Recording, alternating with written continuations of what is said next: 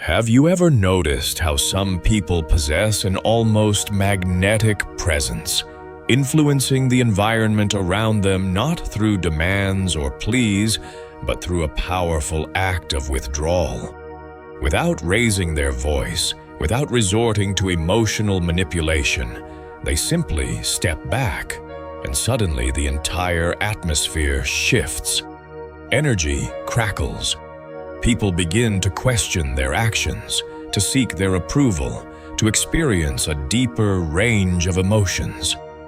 Now, dare to imagine yourself doing the same. What if you consciously decided to break free from automatic reactions, choosing silence over impulsive responses, retreating from drama instead of fueling its flames? What do you think would happen? Herein lies the pivotal truth. When you cease being perpetually available, emotionally, physically, psychologically, the world around you might momentarily descend into crisis.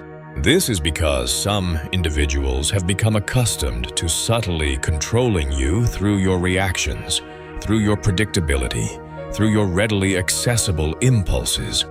But the very day you consciously choose to withdraw, the game irrevocably changes. Those who presumed they knew you intimately are suddenly confronted with the unsettling realization that they know absolutely nothing about your depths. Carl Jung wisely stated, "Everything that irritates us about others can lead us to a better understanding of ourselves." Now, reflect deeply on this. When you cultivate a sense of healthy inaccessibility, who becomes truly desperate? Who exhibits irritation and resentment? Who attempts to provoke you, desperately seeking to elicit some emotional response, any reaction at all? This unveiling reveals far more about their internal landscape than it does about your character. Primarily, it highlights the extent to which you have unknowingly been manipulated, a subtle dance of influence that often goes unnoticed. You tirelessly dedicate yourself to pleasing others, to maintaining an artificial peace, to desperately clinging to relationships with individuals who, in the depths of your heart, you know were never truly present with you. With every forced yes, every knee-jerk response, every emotionally charged reaction, you inadvertently surrender a piece of your precious energy. And at the end of the day, what remains?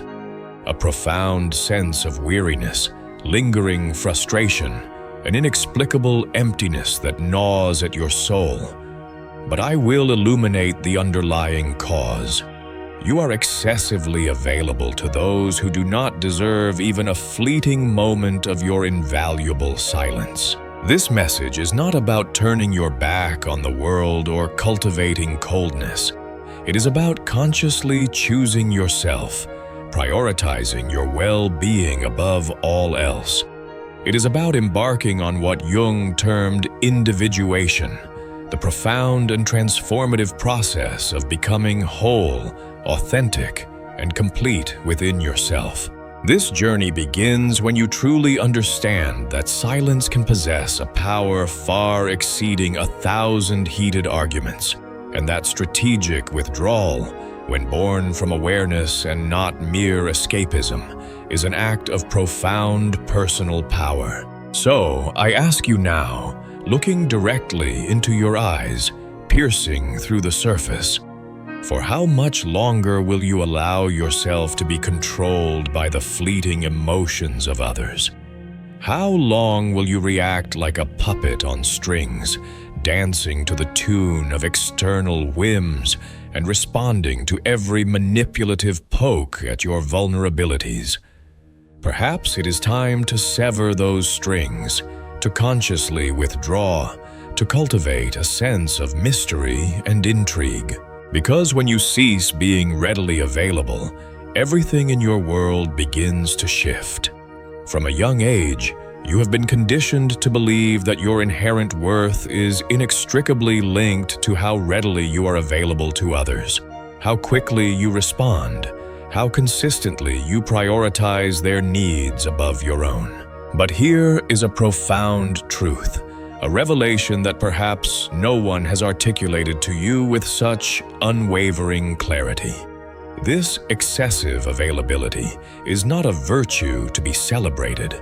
It is, in reality, a gilded prison that confines your spirit. As long as you continue to operate under the misguided belief that you must be constantly accessible, emotionally or otherwise, you will inevitably be manipulated, drained of your vital energy, and ultimately forgotten the moment you cease being useful to others. Do you understand why this cycle perpetuates itself? Because being consistently available renders you predictable, and everything that is predictable becomes a tool to be utilized. People begin to exploit you as an emotional emergency button. They press it when they crave attention, seek relief, demand validation, and then casually place you back on the shelf until the next crisis arises. But you remain trapped in this destructive pattern, blinded by the illusion that being perpetually present for everyone else will somehow magically ensure that someone will reciprocate and be truly present for you. But the reality is far more complex and nuanced than that. Carl Jung spoke eloquently about the persona, the carefully crafted mask we wear to gain acceptance, to elicit love, to achieve recognition from the external world.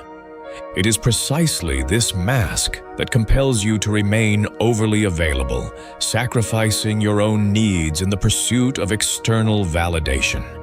You habitually say, "It's okay," when, in reality, you are suffocating beneath the weight of unspoken resentment. You respond to messages immediately, even when you are physically and emotionally exhausted. You meticulously explain yourself, endlessly justify your actions, defend your choices as if you owe some inexplicable debt to the entire world. But the harsh truth is that the more you eagerly place yourself at the center of other people's stages, the more you inevitably disappear from your own life, from your own being. Being perpetually available is a subtle yet insidious form of self-abandonment. It is a cleverly disguised way of seeking approval, desperately avoiding rejection, and futilely attempting to control the image that others project onto you. But this illusion of control comes at a steep price, and that price is your inner peace, your vitality, your authentic self. It is your limited vital energy being carelessly distributed as if it were an infinite resource, when in truth it is finite and precious. The individuals who crave your constant availability in reality do not truly value you as a person. They simply value what you provide: validation, companionship, distraction from their own internal struggles, and emotional comfort. But when you dare to change, when you consciously set a boundary, when you refuse to react predictably, those same individuals may become irritated, accuse you of selfishness, or even label you as strange or weird. It is not because you have fundamentally changed as a person. It is because you have ceased being functional for their emotional needs. And here lies the cruelest truth of all. The more readily available you are, the less value others place on you, because what is too abundant becomes an emotional rag, easily discarded and taken for granted. No one truly respects what they do not have to earn. No one genuinely values what is always effortlessly present. So now, I urge you to pause and deeply contemplate. Who truly deserves your precious time? Who deserves your undivided attention, your unwavering presence, your compassionate listening? Or, even more importantly, who deserves your absence, the conscious withdrawal of your energy? But before you rush to answer that question, we must understand one essential truth. Why do we react so vehemently to external stimuli? Why do we so easily succumb to the almost automatic desire to respond, to justify our actions, and to tirelessly please others, even at our own expense? The answer lies in what Carl Jung profoundly termed psychic energy, and that is what we will delve into in the next segment. Because your energy is, in essence, all that you truly possess, and if you do not learn to fiercely protect it, someone, somewhere, will inevitably exploit it against you. If this message is resonating deeply within you, if it is illuminating long-held truths and challenging your existing beliefs, then click the subscribe button and join this community of conscious individuals. Your support fuels this work. Carl Jung did not perceive the human psyche as a mere automatic machine, passively reacting to external stimuli without experiencing any consequences. For him, our mind is akin to a complex energy system, and every thought, every emotion, and every action consumes a measurable portion of that vital energy. The crucial question is, are you consciously choosing where your precious energy is directed, or are you passively allowing the external world to dictate its flow, scattering it aimlessly in 1,000 different directions? Every time you react impulsively, without conscious awareness, you are squandering valuable psychic energy. When you feel compelled to defend yourself against a criticism that did not even warrant your attention, when you respond to a provocation simply to prove you are right, when you engage in pointless discussions that drain your spirit, when you desperately attempt to please those who demonstrably do not value you, you are expending your inner strength on endeavors that do not nourish you, that do not contribute to your growth. Jung was unequivocally clear. That which you resist persists. The more you react, the more tightly you bind yourself to the very things you are attempting to escape. People who consistently live feeling emotionally drained are not inherently weak. They are simply misdirected, their energy scattered and mismanaged. And do you know what inevitably happens to someone who lives in a state of perpetual exhaustion? They become increasingly vulnerable. And when you are vulnerable, you become easy prey for those who seek to exploit your weaknesses. Manipulative, opportunistic, and emotionally needy individuals possess an uncanny ability to sense this vulnerability. They intuitively recognize that you do not know how to effectively guard your energy, that you react reflexively to virtually everything, that you are perpetually trying to fix and solve the problems of the world, and they will not hesitate to take advantage of your inherent goodness. Jung believed that a healthy psyche is one that possesses the innate ability to effectively contain and manage its own energy, directing it consciously and strategically. This entails knowing how to say no without experiencing crippling guilt, knowing how to remain silent without feeling cowardly, knowing how to observe and discern before impulsively acting. Because true power does not reside in reactive responses, it resides in the conscious choice of when and how to act, a level of discernment that is only attainable when you know yourself well enough to recognize your own deeply ingrained impulses and triggers. How many nights have you lost sleep, agonizing over an unresolved conversation? How many hours have you spent ruminating on what you should have said, or desperately trying to understand why someone treated you poorly? This is your precious psychic energy, being relentlessly drained, with no hope of return. You are, in essence, keeping alive ghosts that should have been laid to rest long ago, and perpetuating destructive dynamics that only continue to exist because you stubbornly insist on responding to them. Psychic energy is analogous to a potent force field. When it is well guarded and consciously directed, it creates an aura of presence, a magnetic quality that commands respect without the need for any verbal articulation. You enter a room and effortlessly command respect without uttering a single word.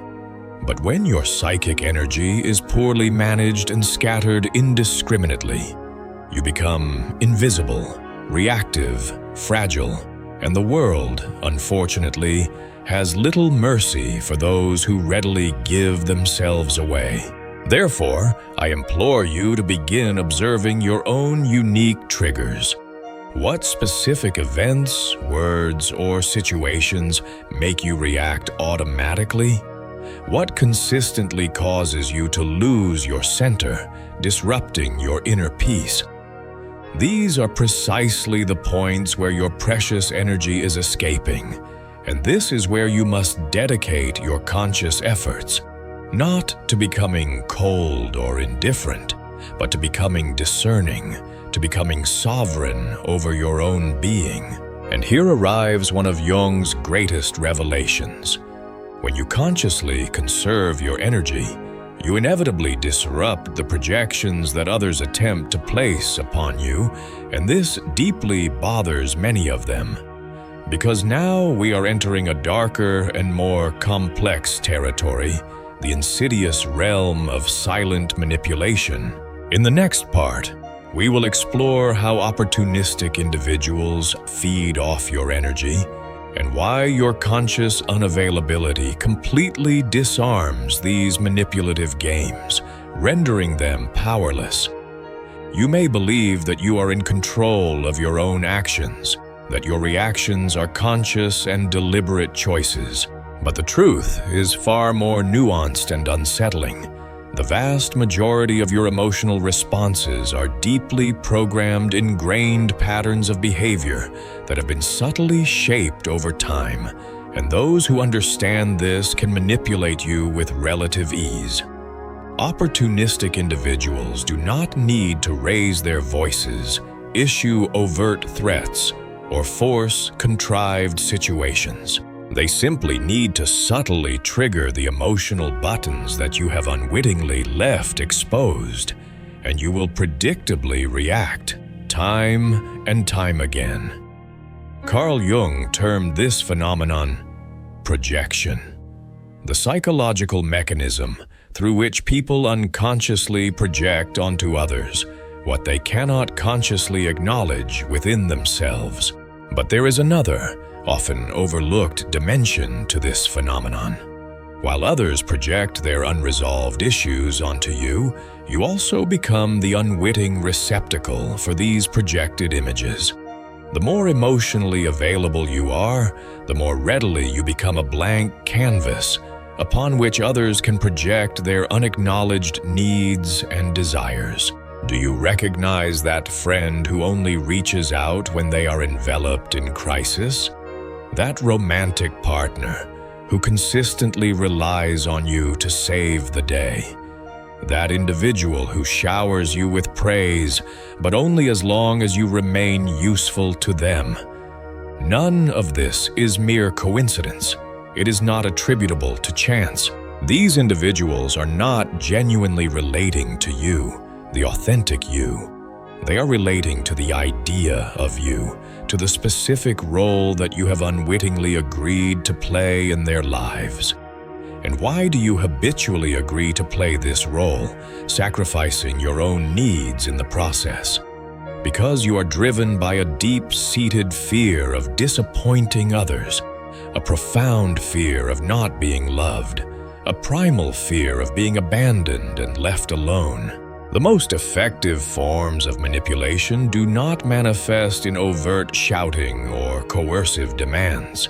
They operate in the insidious silence of guilt, subtly influencing your behavior by preying on your deepest insecurities.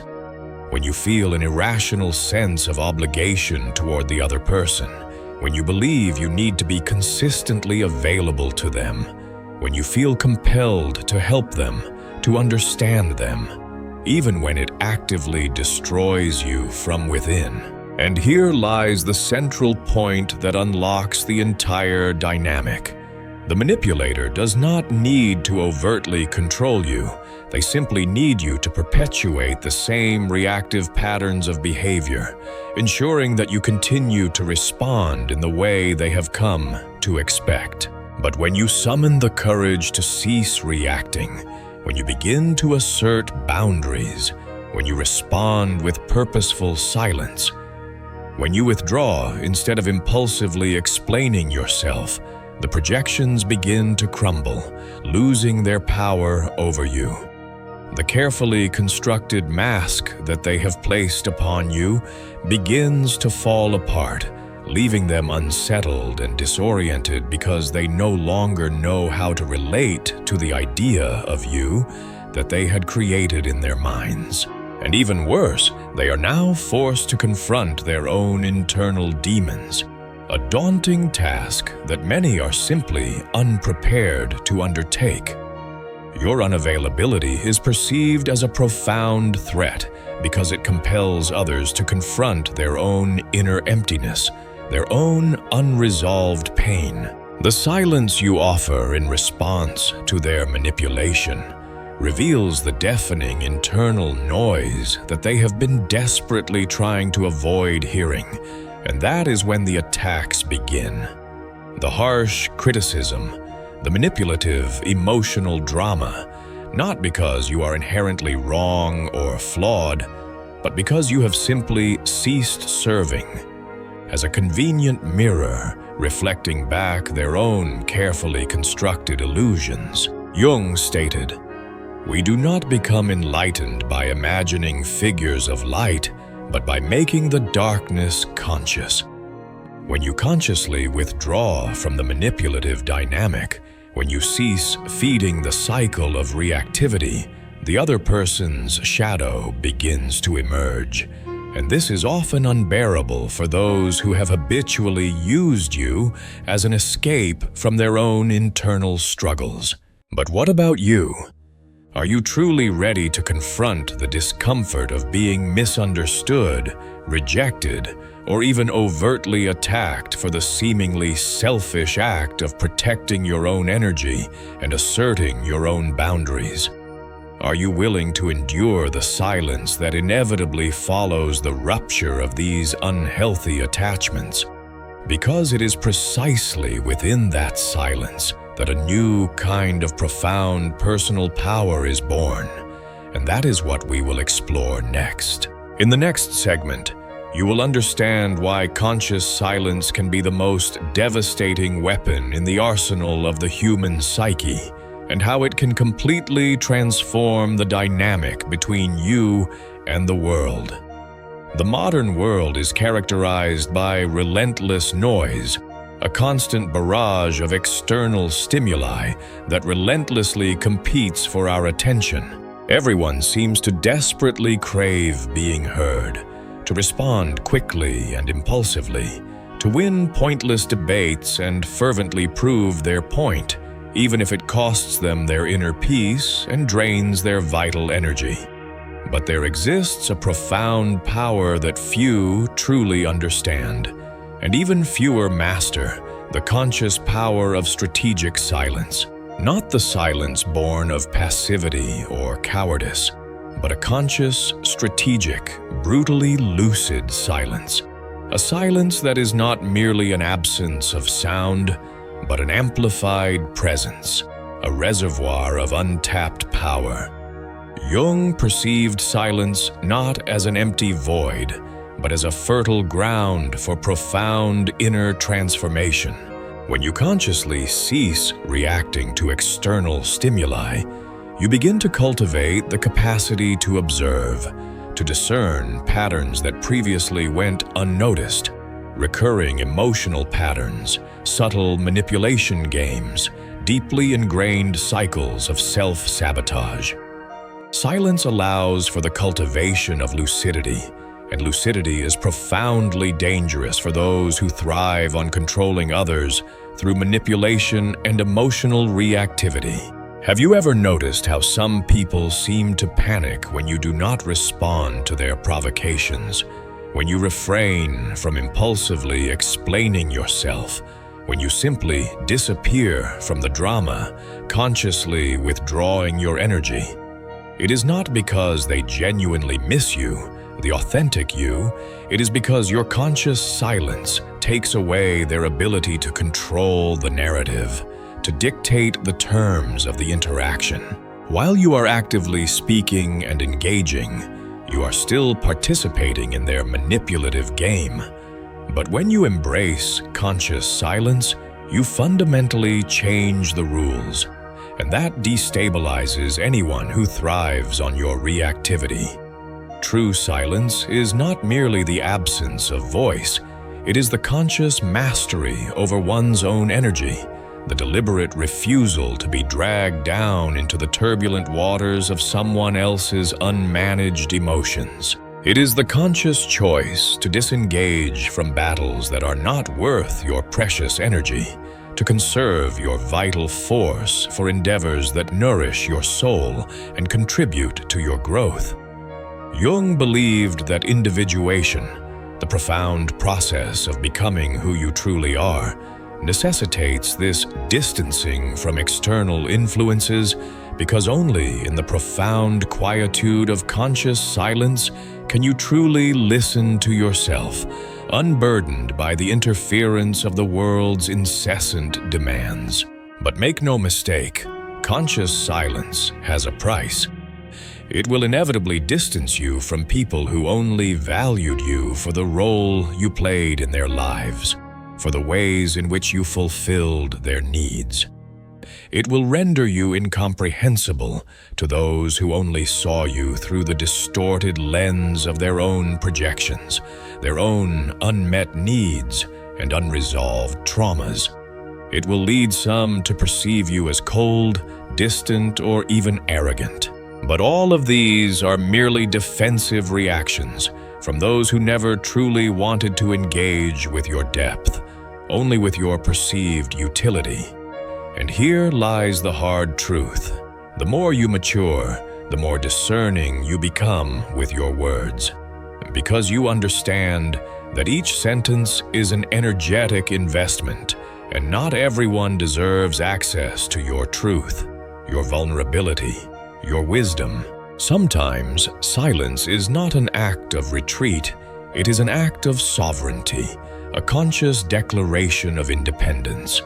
It is the language of those who no longer feel the need to prove anything to anyone, who have cultivated an inner sense of validation that transcends the fleeting opinions of the external world. Silence is inherently uncomfortable because it compels the other person to confront their own thoughts, their own internal noise, the unacknowledged anxieties that they have been desperately trying to suppress.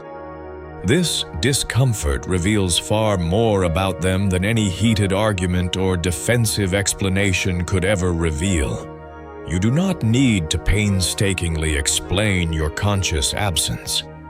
It explains itself through your actions, and those who feel threatened by it only reveal the extent to which they depended on your imbalance, your reactive tendencies, to maintain their own sense of control. But the most potent form of silence is not the one that disturbs others. It is the silence that reconstructs you from within. The silence that connects you to something far beyond the fickle approval of the external world. It is within this sacred internal space, free from the incessant demands of others, that you begin to recover your scattered vital energy, to reconnect with your authentic essence, to rediscover the unwavering truth of who you are. And this is precisely what we will explore in the next segment, because it is not enough to simply cut out the external noise and sever the unhealthy attachments. You must also consciously relearn how to use your energy effectively, choosing with unwavering discernment where it goes, where it stays, and most importantly, where it should never be wasted. It is time to learn to be fiercely selective with your own soul, guarding its precious contents with unwavering vigilance. If you find yourself actively engaged in the transformative process of reclaiming your energy and setting healthy boundaries, you will undoubtedly find immense value in my book, Beyond the Shadow. It meticulously breaks down Jung's most profound ideas and provides you with practical tools to protect your energy, set clear boundaries, and reconnect with your authentic self. Link is in the pinned comment. It is ultimately futile to intellectually grasp all of these concepts if, in practice, you continue to habitually say yes when you truly mean no, compulsively responding to messages that disturb your inner peace, participating in empty conversations that drain your spirit, and maintaining relationships that only exist out of a sense of inertia or obligation. Awareness without consistent action is simply another form of self-deception, a comforting illusion that prevents you from enacting real change.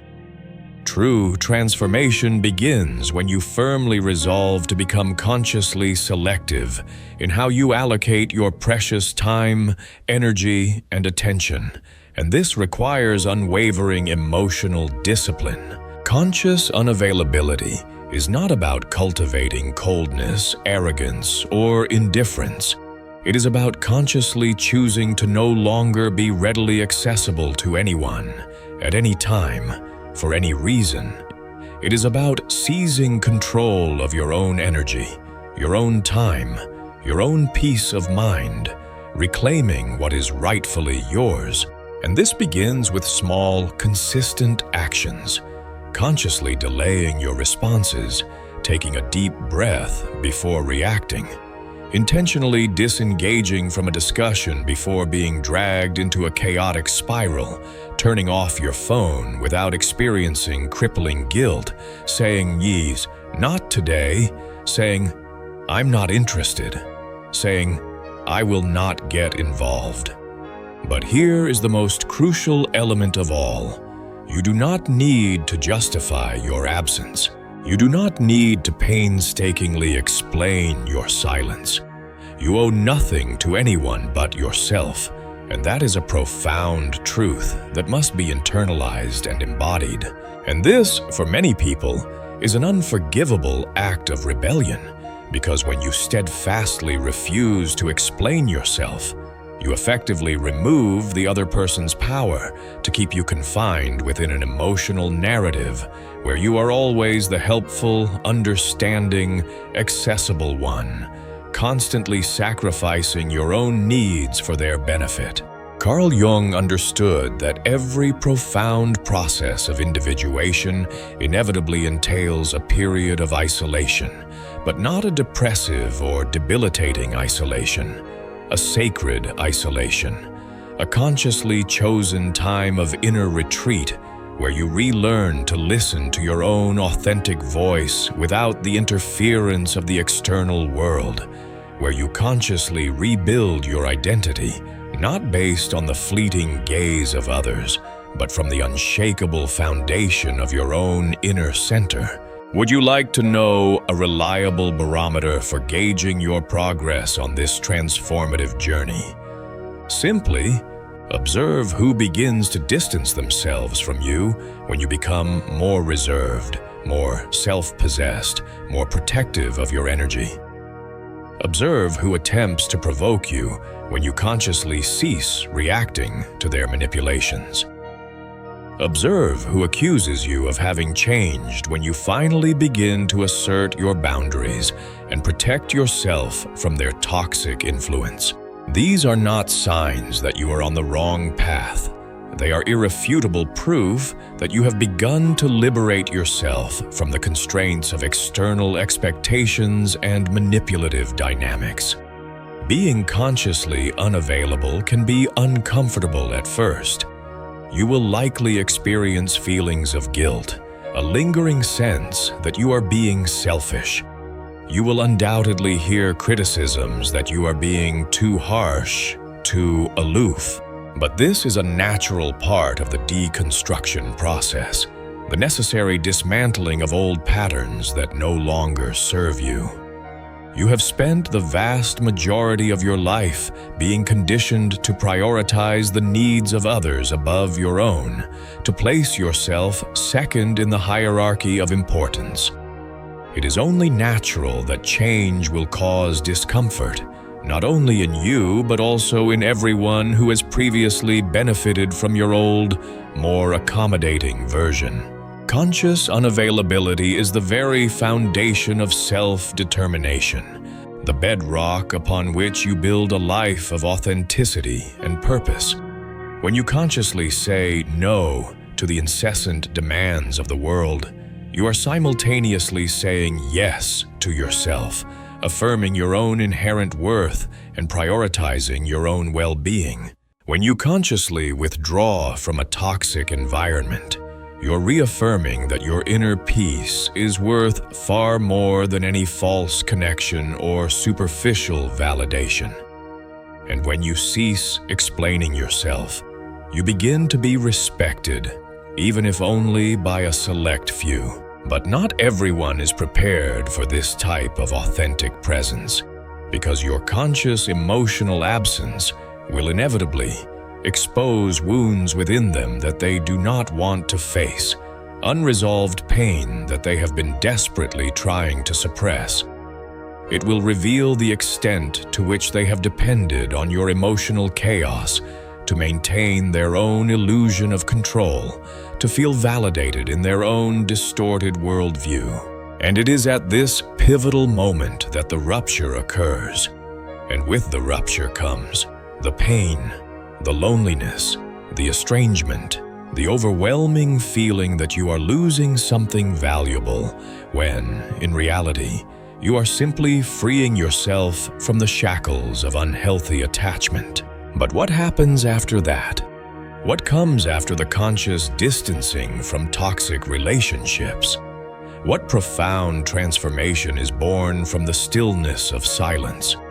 In the final segment, we will delve into this essential question about the remarkable rebirth that can only occur when you possess the unwavering courage to be misunderstood, to be alone, and to become whole on your own, independent of external validation. It is time to understand why the perceived loneliness of the strong, the conscious embrace of solitude, is often the path to true freedom, the gateway to a life of authenticity and purpose. When you consciously cease being readily available to everyone, something profoundly transformative begins to unfold within you. First comes the silence, an initially uncomfortable silence that seems to scream within the depths of your being. You question your choices, wondering if you have done the right thing, if you are being too harsh, if you are losing people who genuinely cared about you. But gradually, this tumultuous silence begins to transform. It begins to cleanse, to calm, to heal the wounds that have been festering beneath the surface. And then comes solitude, but not the desolate solitude of absence, of feeling completely alone and disconnected from the world. Instead, it is the vibrant solitude of total presence, your own unwavering presence, the solitude of the strong, the solitude of one who no longer betrays themselves to keep others close, who has cultivated an unwavering commitment to their own well-being. And in that sacred space where there was once incessant confusion and turmoil, clarity begins to emerge, illuminating your path forward. Where there was once debilitating anxiety and fear, a profound sense of peace begins to settle over your being. Where there was once crippling neediness, a new kind of strength begins to blossom. the unwavering strength of being whole and complete within yourself, independent of external validation.